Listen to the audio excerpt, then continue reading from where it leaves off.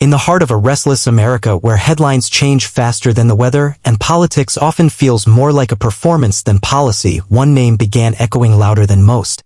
George Santos. A man unknown to the average voter until suddenly he wasn't. He seemed polished, eloquent, at ease in a suit, comfortable in front of cameras. A newcomer who claimed old-world grit. He said he had climbed from nothing, that he knew struggle, and that he had survived. He told voters he was like them, only more successful, more connected, and just as angry at a system that had left so many behind. He called himself a businessman, a finance guy, a victim, a fighter. He said he worked at the big firms, went to the right schools, lost friends in national tragedies, fought for causes that mattered. The kind of biography that sounds like a movie, only the script wasn't written by Hollywood. The votes came in. He won. And in that moment, the curtain rose. But what if the person they had elected didn't exist at all? What if the resume was fiction, the degrees fabricated, the jobs imaginary? What if every line of the story was carefully placed, strategically built, and held together with silence, misdirection, and just enough charm to keep the questions at bay?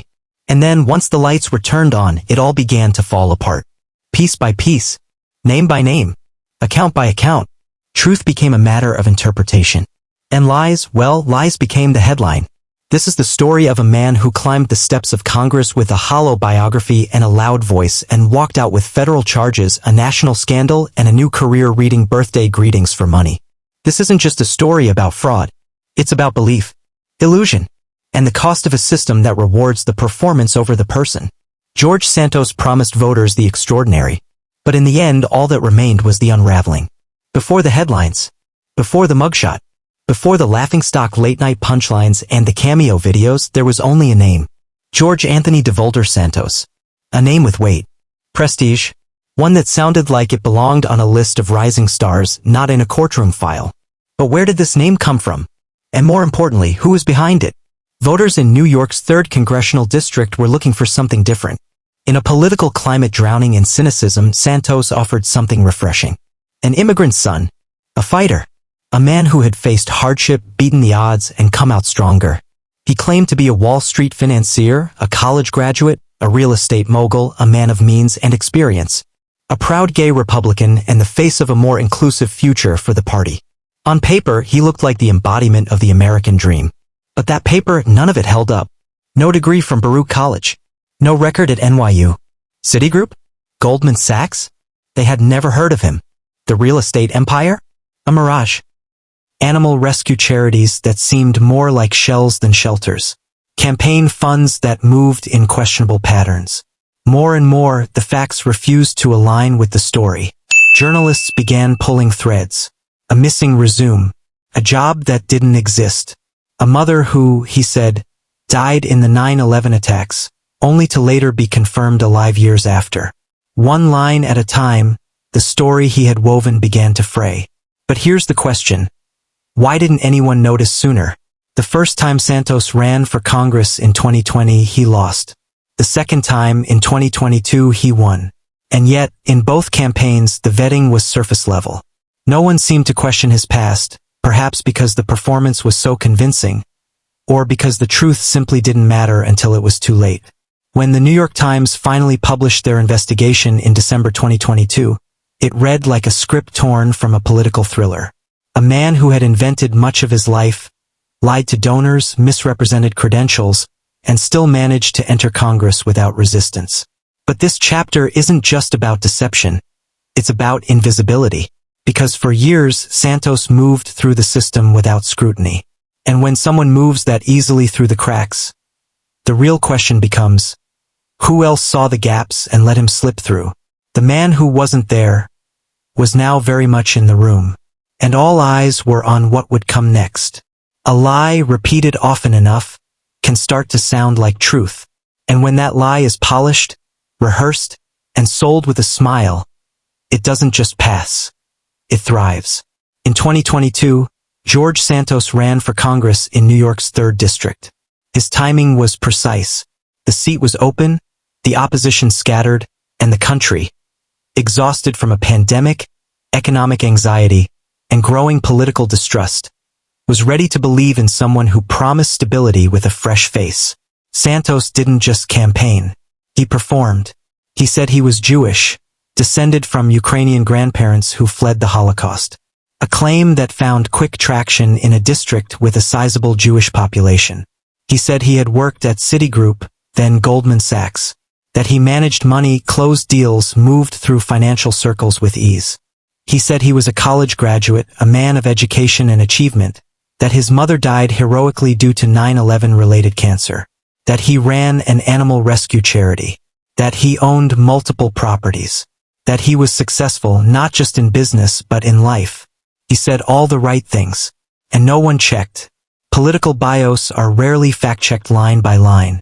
Most voters trust what they hear, or assume someone else has done the homework. The local press, underfunded and overworked, barely scratched the surface.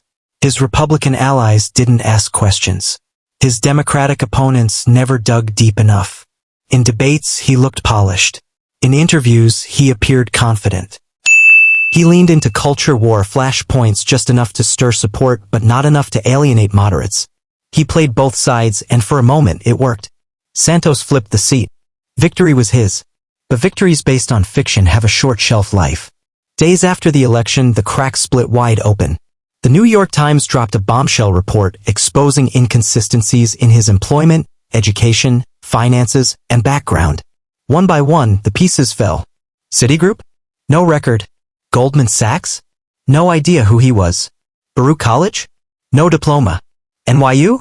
No transcript. The animal rescue? Largely a mystery. And the Jewish ancestry he'd leaned into so publicly? It became Jewish. As reporters and watchdogs began digging, the depth of the fabrication stunned even seasoned observers. Nearly every pillar of his personal narrative collapsed under scrutiny.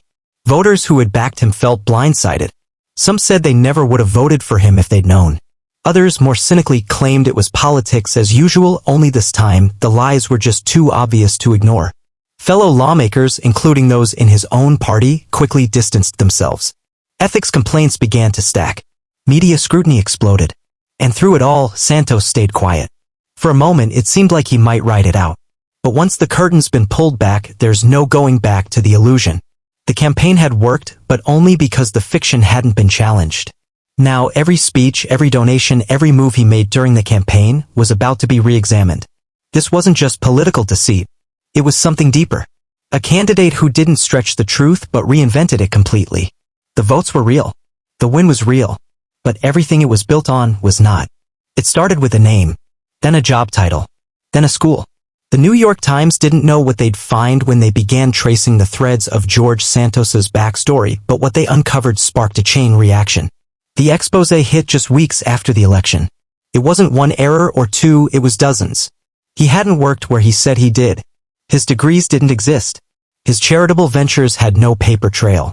His biography was starting to look less like an exaggeration and more like a blueprint for deception. The media landscape turned toward him like a spotlight. And what they found wasn't just lies. It was something stranger.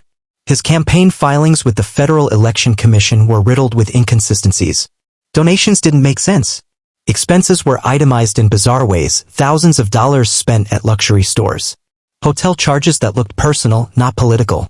And donors who seemed to appear from nowhere. Reporters began digging through the data, combing line by line through FEC reports, public records, financial disclosures. What they found raised new questions, darker ones. Where had his campaign money come from?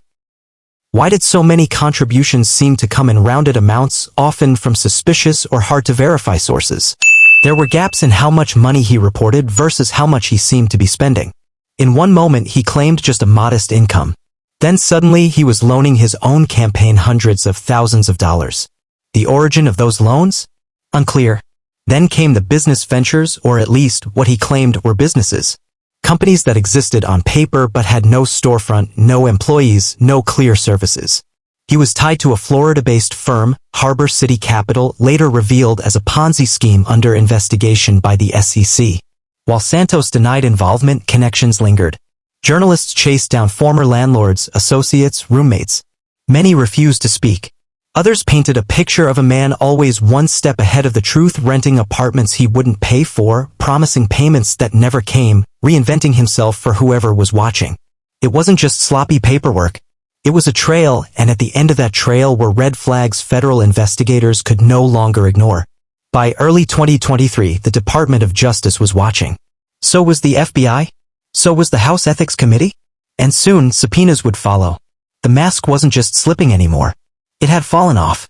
And the man who had stood before crowds telling the story of his triumph was now being investigated for how he'd built it. For months, the questions piled up. Then came the answers in the form of a federal indictment. In May of 2023, the Department of Justice unsealed a 13-count federal indictment against George Santos. The charges were not abstract. They were specific, sharp, and damning. Wire fraud, money laundering, theft of public funds, lying to the House of Representatives. These weren't just political missteps.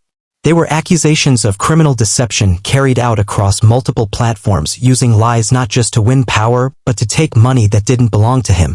Prosecutors alleged that Santos had deceived donors into contributing thousands of dollars to a fake political fund, money he then redirected for personal use. Not campaign expenses. Personal indulgences. Designer clothes.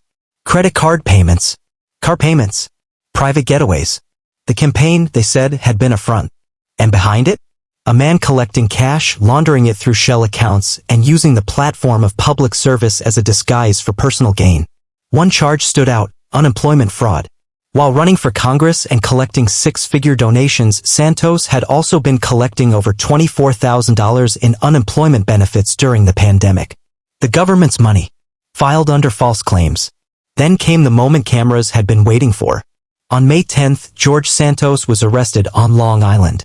Images of the former congressman, now in federal custody, flooded every major news outlet. He didn't run. He didn't hide.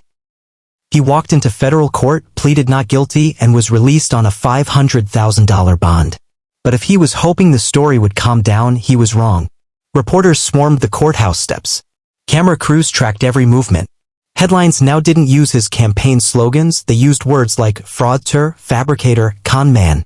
As he exited the courthouse, flanked by cameras and public curiosity, Santos looked defiant.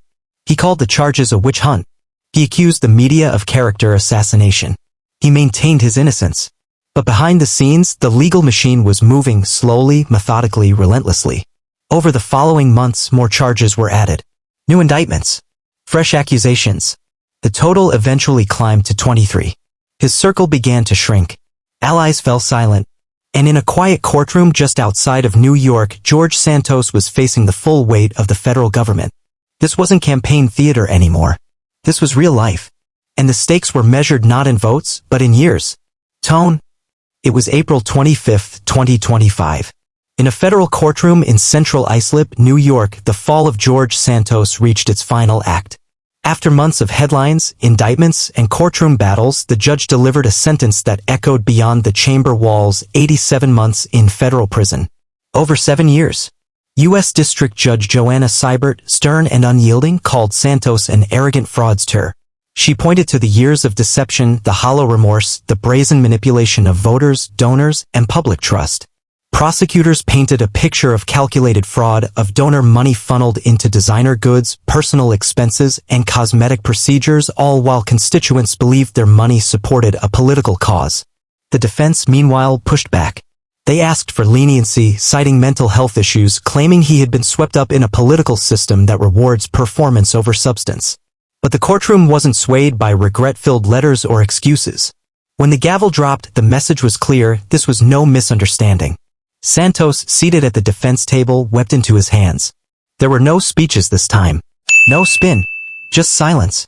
Outside, the public reaction was swift. Some called it justice. Others a cautionary tale. Social media exploded.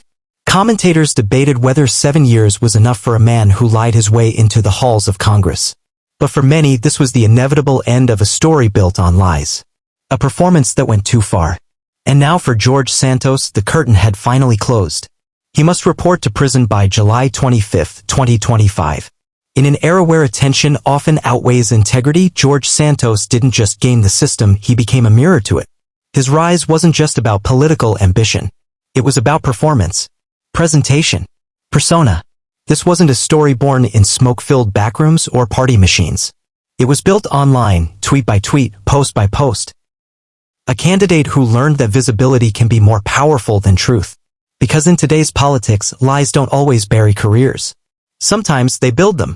Santos tapped into the chaos, fabricated a resume so outrageous it became believable, claimed identities that conflicted with each other, said he was Jewish, then clarified he was Jewish, promised he worked on Wall Street, promised he was wealthy, promised he understood the struggles of everyday Americans. Every promise carefully shaped to appeal to someone. And for a time it worked. But what does it mean when someone like this can rise to Congress? What does it say about the systems in place or the ones that failed? This wasn't just a man slipping through the cracks. This was a man who saw the cracks and walked right through them. He turned shame into spotlight, scandal into content. And even after indictment, he found a new stage, Cameo, where he monetized his notoriety with smiles and shoutouts. George Santos became famous for being infamous. And in the whirlwind of that fame, something precious was eroded: public trust. Because if someone can lie about everything and still reach the halls of Congress, what's stopping the next? If this story intrigued you, please like, comment, and subscribe. Share this video to help others stay informed, because democracy depends on truth, and the truth depends on people who care. Every voice matters. Every view counts. And the more we shed light on stories like this, the harder it becomes for deception to hide in plain sight.